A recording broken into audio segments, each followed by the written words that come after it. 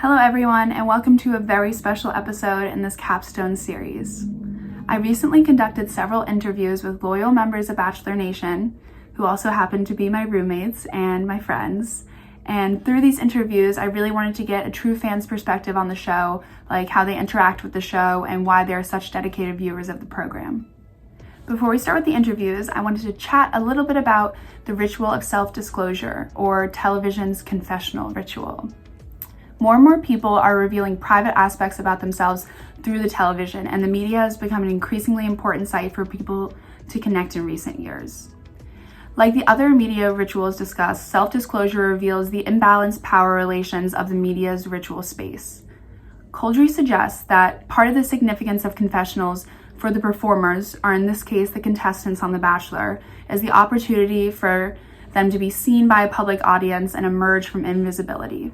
There is limited opportunity for ordinary people to be represented by the media given the exclusive nature of the television. So appearing on TV is not a normal thing for an ordinary person to do. You would never really expect to see a celebrity get on TV and reveal intimate details about their private personal lives, unless it was a special circumstance, I guess. But when it comes to The Bachelor, it is one of the primary elements of the show.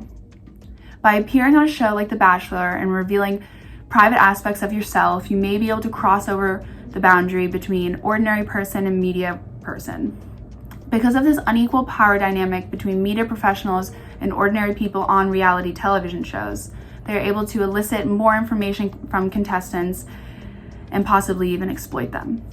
Contestants have to prove themselves in some way to let people know that they deserve to be on television and they deserve the chance to represent ordinary people. They must be extraordinary or over the top in some way to signal their importance. You're not on The Bachelor to be your ordinary, everyday self. You're there to play the role of yourself. And the craziest part is, you don't even get paid to do it. There are three aspects of media confessions that help understand its ritual power. 1, confessions gain meaning and strength from the resistance they encounter, like the stress of appearing before a large audience. 2, the performance or act of speaking on television has a direct transformative effect on the speaker. And 3, both of the previous aspects are based in a power relationship because of the significant difference between those giving the confession and the authority that requires the confession. The authority that requires the confession is not the host or the audience, but the television itself, because of its assumed status as the representative of the social center and access point to social reality. In these confessional moments, the distinction between real and constructed is blurred. There are points when women are crying in the confessional on The Bachelor, but are they crying because of the question that was just asked, like, are you sad The Bachelor didn't give you a rose tonight? Or are they really crying because of the question that was asked directly before that was then edited out? We'll never really know, so the reality in this case is ambiguous. The confessional allows people to speak their truth into media existence by passing it through the medium of the television. Contestants on The Bachelor can reveal things like their true feelings about The Bachelor or their opinions about the drama happening on the show, and the media validates these confessions by broadcasting them to millions. Because of editing and influence of producers, these confessions can be misconstrued, and this power dynamic is what adds to the ritualization of these moments. Okay, I think it's time to see some interviews now, so come along and get the inside scoop in my very own Capstone Confessional. So let's go hear what these ladies have to say.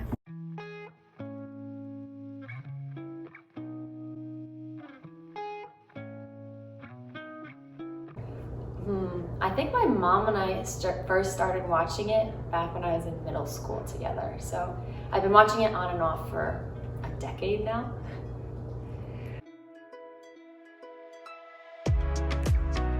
I actually recently started watching it, so I think my first season was Colton's season.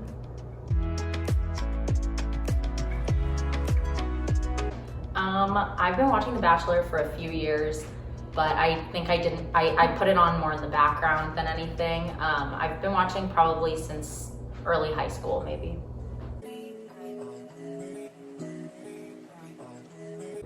Probably since like 6th grade, started younger in middle school. all of my friends would, get on the bus and we would talk about it. So just to kind of keep up with the chat and to do something with my mom that was kind of mindless. My sister was always really interested in it, and I feel like it's just our general generation watches it a lot, so I wanted to be in on the scoop. All my friends started watching it, so I wanted to be a part of the, crowd. We would talk about it at school and talk about what happened and have little watch parties. I think that my friends watched it, so it's kind of a fun to gossip about like during the week, or just like make predictions of who we liked, like who was like causing the most drama. So it just was like bonded our friendship more. I like kind of the moments where they take the girls away and they have their, solo time on the camera and they are crying or really emotional, and you can really see like the vulnerable side of the show. I like the drama a lot. I think it's really fun to try to keep up with all the fights and the drama and people's backstories and stuff. I think in the beginning, I just like the kind of drama, because they always have a lot of drama in the beginning. So I really like when there are, some cat fight kind of situations. And I think later in the season, when you start kind of knowing the characters more, that's kind of fun to see who they end up with. I actually really like everyone's outfits, and I know sometimes it might not be like they actually normally buy those kind of dresses or outfits, but it's just kind of a fun, they put it on for the show, so seeing like the style and also all the trips that they do. Maybe a little bit in the sense of I've learned about some things I shouldn't do, or like how to, compose myself more in, tricky situations. I think it's like a good way for my friends and I to get together and to like hang out, watch the same show. We'll gossip about it, but I don't think like my relationship with friends or other people has been affected by the show. I don't think so. Maybe just that I have gatherings to watch it with my friends at home or at school, but other than that, probably not. I don't think so. I think how I now view the show is like it's not real almost, like it really is just kind of TV, and like the people that go on there, it's not like they're acting like a normal human should be acting. I just feel like overall the show has illustrated a type of relationship that I don't want to have. So when I'm looking for a partner, I tend to just date one person at a time. Like, I'm not casting as wide of a net. I would say that like for me, I don't personally believe that like you're only gonna find one person, like the one true love or whatever. So that's why I kind of like The Bachelor, because I feel like you can honestly be compatible with multiple people. So I feel like it kind of like displays it in that show that it's like there's multiple people that you could end up with and be happy. I don't really think it has had an impact on the way I view relationships. I don't really use it as a model for myself, so yeah. I think if anything, like seeing how romanticized it is in terms of like the engagement and how big of a show it puts on, that like there's some part of me that might like want that to actually happen in real life, like when I am in a relationship and like getting engaged. To at least, maybe it's not like riding off into the sunset on an elephant, but at least making a bigger deal out of things.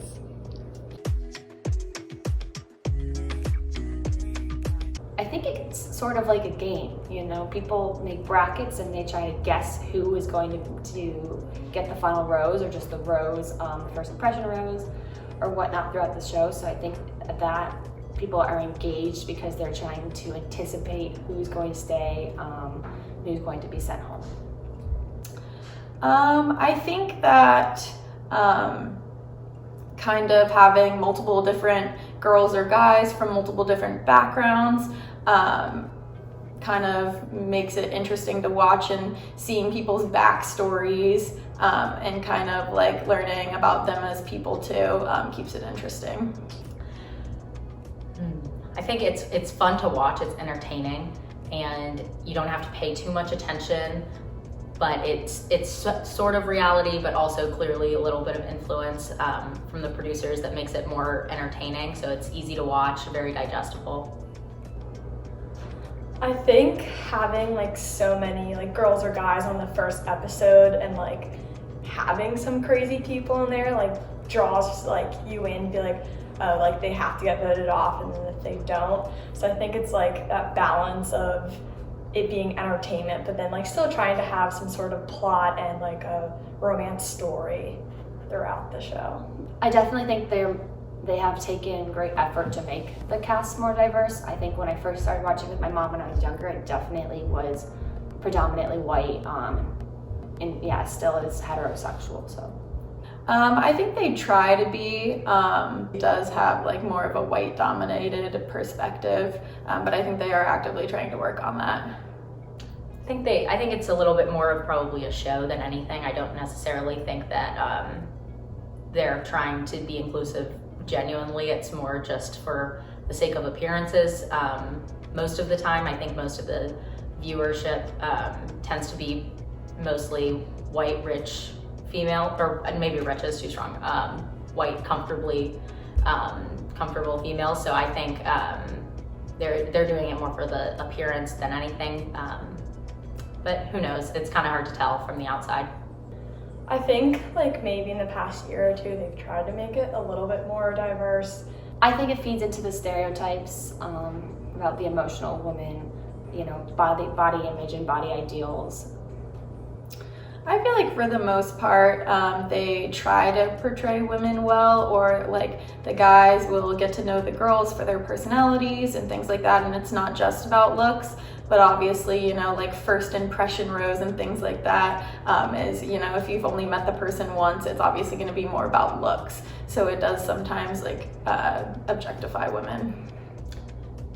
Sometimes it's unfortunate because women are portrayed like they're desperate to get married, and I think having such young people on the cast, often at 21, 22, who are saying that they're so ready to get settled down, and the men are always in their late 20s or early 30s, and I think sometimes it comes across like a little old-fashioned that women are ready to get married at such a young age, and it prioritizes young, youthful beauty over people who are actually mature and ready to be married often, or just entertainment purposes that some of the cast members are clearly hired to kind of create trouble, and that's always unfortunate, I suppose, to see. It's like almost not real, and it's like not, some of the behavior isn't like normal or should be like almost like normalized. So I think sometimes it does show women as like a sexual object, or that like looks and like having all this fabulous fashion is like what's most important, and is what is seen as beautiful nowadays. Yes and no. I think the contestants are put into an environment that fosters a lot of the events that the viewers want to see and the producers want to see in itself. But I do think then that, you know, the producers go back through and edit and only show you elements that are going to portray different images. Definitely. I think from what I've heard, it seems like the producers have a lot of say in who gets to stay from week to week, whether that be just to make sure that they keep women of different diversity on the show for a certain amount of time, or they try to keep some problematic people on there that are willing to cause drama to get more viewers. I think sometimes in this last season, Victoria was, at least seemed to me, that she was clearly just brought on by the producers to create a problem that everybody would find issues with her. So that seemed entirely producer driven to me. Like all of what she said and did seemed that was written. I don't think most people would behave like that. But it's really kind of, I think what's entertaining about the show is it's hard to find a line where that the producers start and where they stop. I definitely do. I think like they do have to make it somewhat of a fun reality TV show. So whether that's like, I don't know, creating more drama or keeping certain people around, I think they definitely have some influence. But they obviously need to let things play out like as how the Bachelor or Bachelorette would actually want someone to be on the show.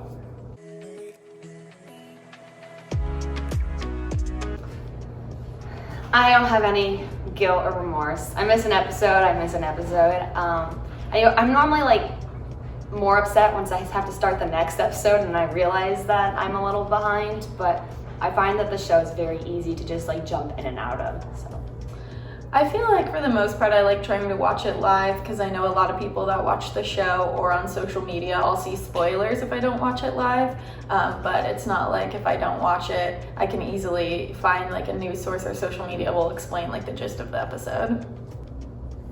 I don't really care that much. I don't think I even watched the finale this last season. If I see spoilers, then I don't care. If I haven't seen the spoilers, I'd like to watch it, but it's not a big deal.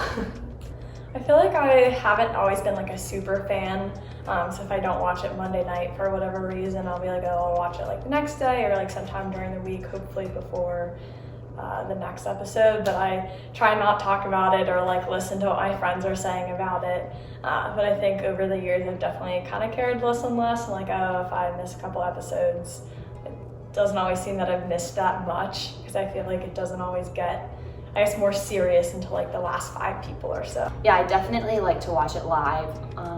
As I said earlier, like it's kind of like a sporting event. Like, you know, you're guessing who's gonna like win, who's gonna make it. And so when you're watching it live, there's no spoilers, and you just kind of feel more involved and engaged than if you're just watching it on your own time. Well, when you watch it live, I feel like you're up to date with what's happening.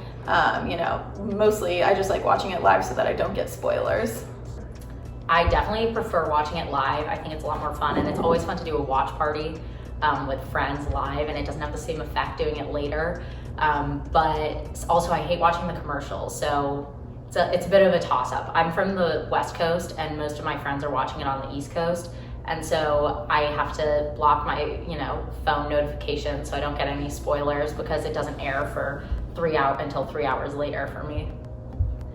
I think when it's live, it's definitely more like, I don't know, everyone, like, I don't know, across the country is kind of like watching at the same time, like you're seeing the drama play out like firsthand.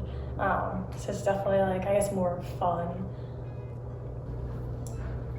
I do think they're truly factual because they're being filmed live more or less. I mean, I guess we aren't, watching them while they're being filmed, but I think the Bachelor and Bachelorette series does try to kind of capture authenticity in what they're showing. I don't think so. I think a lot of the time they're gonna create a story or a plot that's gonna keep viewers watching and keep viewers interested. So if they didn't add a little drama in there, then people would get bored. I don't think so. I do think that it's possible that these people find solid connections, but I don't think that it's necessarily truthful. It's reality TV, and that's not really known for being reality. I definitely think there's some truth to them. I think the producers might have a say in like who stays around, but I do think the women or men even like have their own character, and it is like most of their true personality.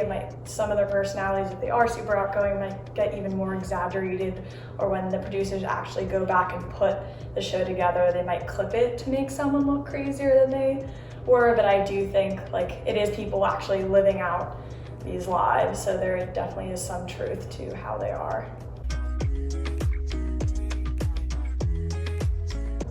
I follow them on Instagram. I, read some tabloids. I definitely keep up with some contestants randomly on my own personal Instagram accounts.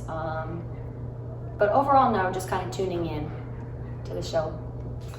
I feel like I follow a lot of like the past and current contestants on social media because I like seeing what they post on like their outside life, and like if I keep up with ones that were in the past, I can kind of see what their life is like now. Not particularly. Yeah, not really. I think I just watch it. Sometimes look at their Instagrams, but I definitely don't follow any of them. Kind of fun to keep up with the drama a little, but I don't think I'm necessarily that into it. So I think like my friends and I sometimes will try and do like wine nights or just like showings, or like do brackets for like who we think's gonna make it all the way. Also, I feel like some of people, like either friends or just people I've run into, like somehow know a bachelor or bachelorette, or like have had some form of like communication over social media with them, which is kind of fun. I definitely think it probably contributes to like my identity in being a woman because of like the stereotypes again that are portrayed in this role. So I'm, by watching them and consuming them, I'm almost reinforcing them. And I also think when you consume things, like you can subconsciously start to practice them on your own, or even just like the gender roles in general. I feel like it's just like a lot of girls our age watch the show, so it's like you can bring it up and most people will know what you're talking about. So that's kind of cool. So sometimes like you can talk to other people who also watch the show, but I wouldn't say I feel like deeply bonded in bachelor culture. Yeah, for sure. I think it's really fun talking about it with friends after, and it becomes a topic of conversation on the day after the show for sure. Yeah, I think because of how popular it's Bachelor Bachelorette has become, like most people, whether they are like a big fan or not, like relatively know what the show's about. So it's like something you can bond over, or at least just like have a laugh about, connect someone that you may not know super well with, but it's just kind of almost a normalized thing in like media today. Not really, just sometimes like during the show, if I'm interested in somebody more, I will look them up online. I would say I only really do that unless I miss the episode. Otherwise, no. I think sometimes it's more fun to look at things that happen after the show, like the drama that happens after the show when contestants inevitably break up, or when they DM one of the old ones, or things like that. But that to me is way more fun to look up than current play-by-plays. I think it's always interesting to see like if the relationship lasts, or like what the new drama is with it. I guess like the most recent Bachelor, it looked like they broke up, but now like apparently Rachel visited him in New York the other weekend, so just like tea to see, are these people, like what we saw on television is actually real? Is it gonna work? Yeah, sometimes I follow like The Bachelor because I think he's handsome. Yes, I do. I think it's fun, like I said, to see what their life is like outside or like past the show. No, I don't. But I don't really follow many celebrities, so that would be unusual for me.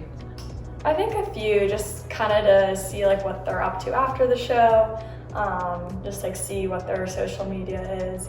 I really actually like two people on TikTok. I feel like they're funny and actually like a cute couple, which I didn't actually think they were going to work out when they were on Bachelor in Paradise together. Like I said, sometimes I follow one or two, and then honestly I just forget that I follow them, and so I keep up with them in the sense that they come up on my feed every once in a while, but I'm never, actively seeing like, oh, what is he doing or what is she up to currently. I like to keep up and see if they stay with whoever they were with, and yeah, just like to see kind of how like their brand grows after they've been on the show and become popular. Not really, but I like when there are headlines. I definitely will investigate that. I think, yeah, like especially if it's people I liked. So if I didn't really care about them, if it's like a relevant story comes out, then I'll hear about it. But I don't always like personally follow the contestants on like Instagram. Maybe like the Bachelor and Bachelorette themselves, and then the final one or two contestants, but overall, no. I wouldn't say celebrities, but I think they definitely like, a well-known contestant like Hannah Ann, I feel like you could say, and like anyone knows who she is. So they definitely like become a lot more popular once they're on the show.